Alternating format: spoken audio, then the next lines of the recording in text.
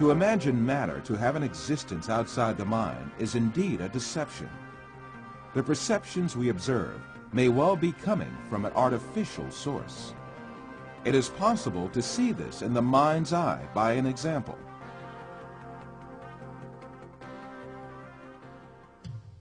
First, let us suppose that we could take our brain out of our body and keep it alive in a glass jar. Let us put a computer in which all kinds of information can be recorded. Finally, let us transmit the electrical signals of all the data related to a setting, such as image, sound, and smell, to this computer. Let us connect this computer to the sensory centers in our brain with electrodes and send the pre-recorded data to our brain.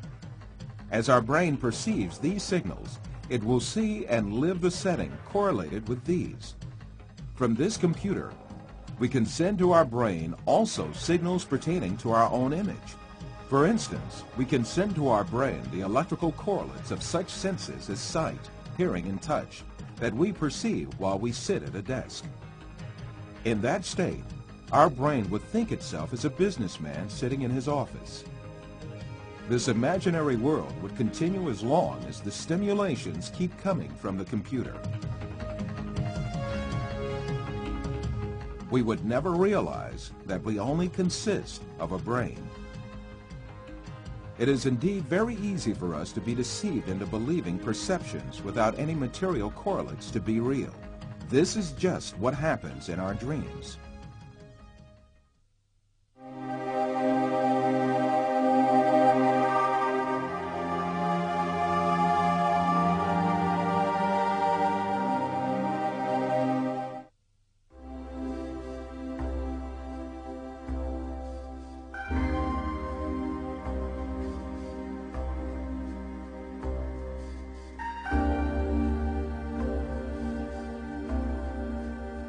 For you, reality is all that can be touched with the hand and seen with the eye. In your dreams, you can also touch with your hand and see with your eye. But in reality, you have neither hand nor eye, nor is there anything that can be touched or seen. Taking what you perceive in your dream to be material realities, you are simply deceived.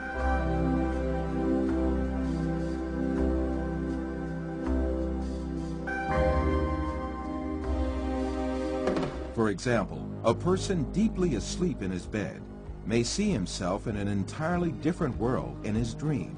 He may dream that he is a pilot and command a giant airplane, and even spend a great effort to command the plane. In fact, this person has not taken even one step away from his bed. In his dreams, he may visit different settings and meet with friends, have a chat with them, eat and drink together. It is only when the person awakes from his dream that he realizes all were only perceptions. If we are able to live easily in an unreal world during our dreams, the same thing can equally be true for the world we live in. When we wake up from a dream, there is no logical reason for not thinking that we have entered a longer dream that we call real life. The reason we consider our dream to be fancy and the world as real is nothing but a product of our habits and prejudices. This suggests that we may well be awoken from the life on earth, which we think we are living right now, just as we are awoken from a dream.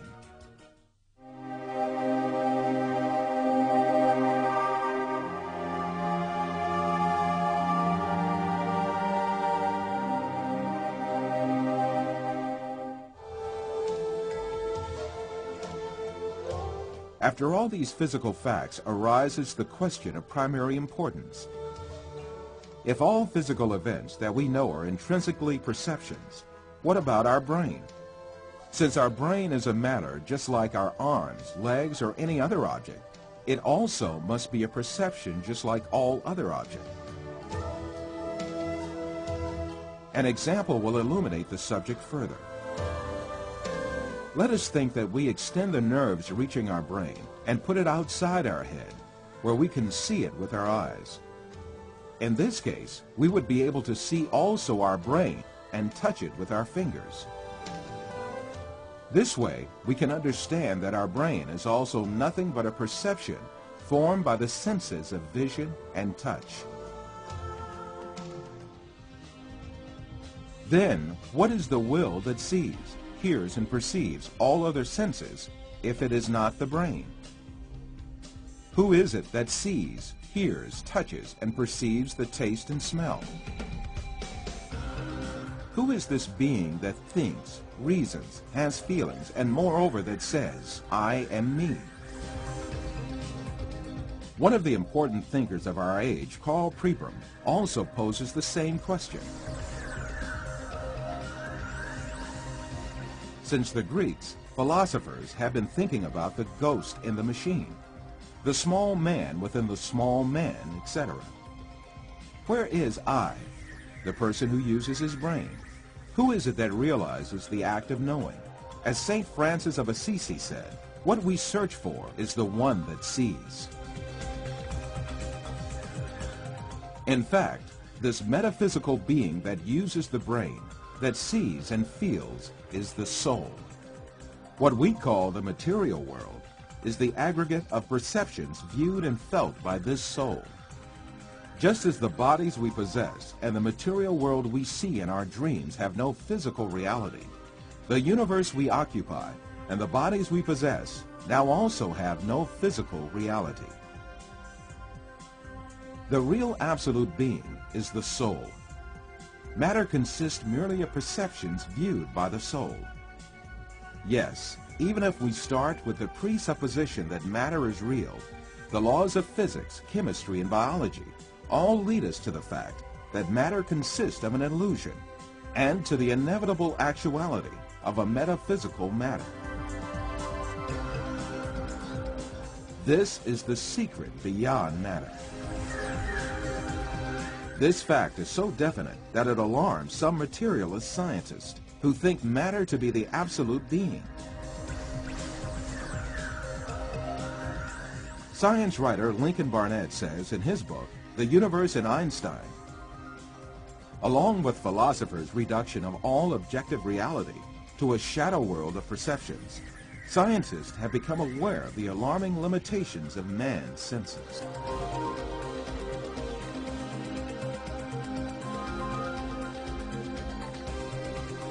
All these facts bring us face to face with a very significant question. If the thing we acknowledge to be the material world is merely comprised of perceptions given to our soul, then what is the source of these perceptions? In answering this question, we must consider the fact that matter does not have a self-governing existence by itself, but is a perception. Therefore, this perception must have been caused by another power, which means that it must have been created. Moreover, this creation must be continuous. If there were not a continuous and consistent creation, then what we call matter would disappear and be lost. This may be likened to a television on which a picture is displayed as long as the signal continues to be broadcast. If the broadcast stops, the image on the screen will also disappear.